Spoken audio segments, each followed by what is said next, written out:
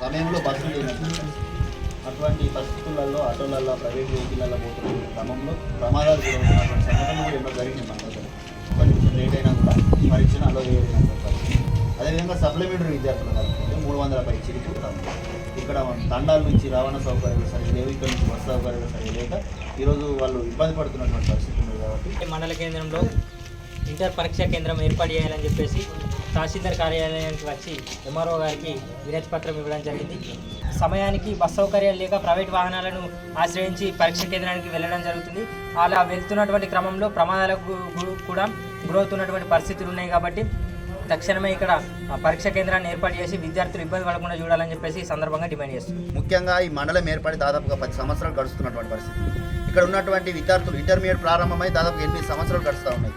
ఇక్కడ ఈ ప్రాంతంలో ఉన్నటువంటి విద్యార్థులందరూ కూడా ఎల్లారెడ్డిపేటకి వెళ్ళి ఈరోజు పరీక్ష రాయాల్సినటువంటి పరిస్థితి ఉంది, గొల్లపల్లికి వెళ్ళి పరీక్ష రాయాల్సినటువంటి పరిస్థితి ఉంది.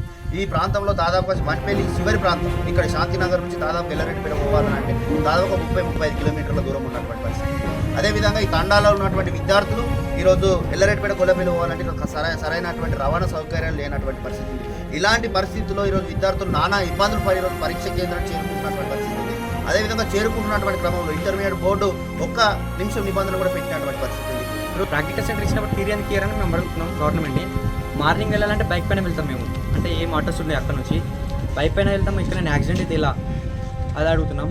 ఈ ఉద్యమాన్ని ప్రస్తుతం ఈరోజు ఎంఆర్ఓ గారికి వినతి పత్రం ఇవ్వడం జరిగింది.